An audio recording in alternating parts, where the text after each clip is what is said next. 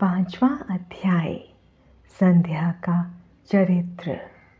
सूची बोली, हे ऋषियों, नारद जी के इस प्रकार प्रश्न करने पर ब्रह्मा जी ने कहा, मुनि, संध्या का चरित्र सुनकर समस्त कामनियाँ सती साध्वी हो सकती हैं। वह संध्या मेरी मानस पुत्री थी, जिसने घोर तपस्या करके अपना शरीर त्याग दिया था। फिर वह मुनि श्रेष्ठ मेधातिथि की पुत्री अरुंधति के रूप में जन्मी।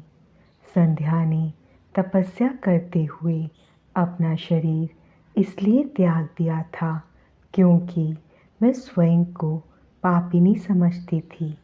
उसे देखकर स्वयं उसके पिता और भाइयों में काम की इच्छा जागृत हुई थी। तब उसने इसका प्रायश्चित करने के बारे में सोचा तथा निश्चय किया कि वह अपना शरीर वैदिक अग्नि में जला देगी, जिससे मर्यादा स्थापित हो। भूतल पर जन्म लेने वाला कोई भी जीव तरुणावस्था से पहले काम के प्रभाव में नहीं आ पाएगा। यह मर्यादा स्थापित कर मैं अपने जीवन का त्याग कर दूंगी। मन में ऐसा विचार करके संध्या चंद्रभागा नामक पर्वत पर चली गई। यहीं से चंद्रभागा नदी का आरंभ हुआ। इस बात का ज्ञान होने पर मैंने वेद शास्त्रों के पारंगत विद्वान, सर्वज्ञ और ज्ञान योगी पुत्र वशिष्ठ को वहाँ जाने की आज्ञा दी। मैंने वशिष्ठ जी को संध्या को विधि पूर्वक दीक्षा देने के लिए वहाँ भेजा था। नारद, चंद्रभागा पर्वत पर एक देव सरोवर है जो जलाशुचित गुणों से पूर्ण है। उस सरोवर के तट पर बैठी संध्या इस प्रकार सुशोभित हो रही थी जैसे प्रदोष काल में उदित चंद्रमा और नक्षत्रों से युक्त आकाश शोभा पाता है। तभी उन्होंने चंद्रभागा नदी का भी दर्शन किया। तब उस सरोवर के तट पर बैठी संध्या से वशिष्ठ जी ने आदरपूर्वक पूछा, हे देवी, तुम इस निर्जन पर्वत पर क्या कर रही हो? तुम्हारे माता पिता कौन हैं?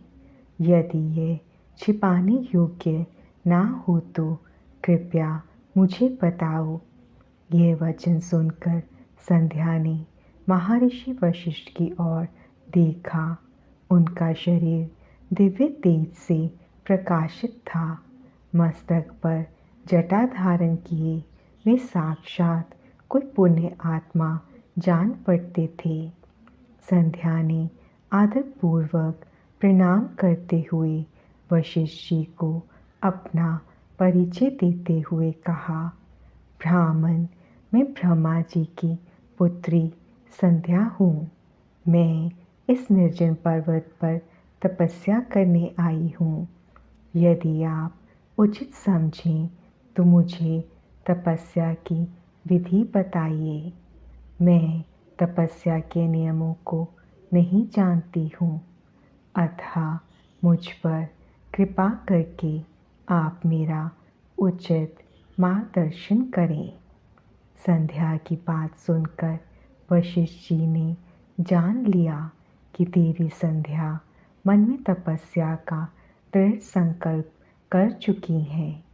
इसलिए वशिष्ठ जी ने भक्तवत्सल भगवान शिव का स्मरण करते हुए कहा, हे देवी, जो सबसे महान और उत्कृष्ट हैं, सभी के परम आराध्य हैं, जिन्हें परमात्मा कहा जाता है, तुम उन महादेव शिव को अपने हृदय में धारण करो।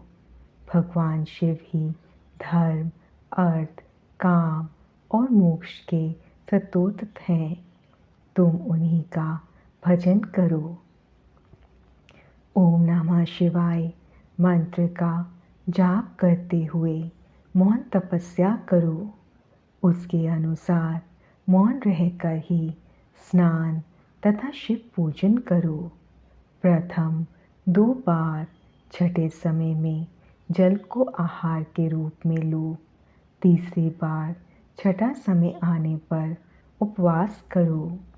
देवी इस प्रकार की गई तपस्या ब्रह्मचर्य का फल देने वाली तथा अभीष्ट मनोरथों को पूरा करने वाली होती है। अपने मन में शुभ उद्देश्य लेकर शिव जी का मनन व चिंतन करो। वे प्रसन्न होकर तुम्हारी मनोकामना अवश्य पूरी करेंगे। इस प्रकार संध्या को तपस्या की विधि बताकर और उपदेश देकर मुनि वशिष्ठ वहाँ से अंतर्ध्यान हो गए।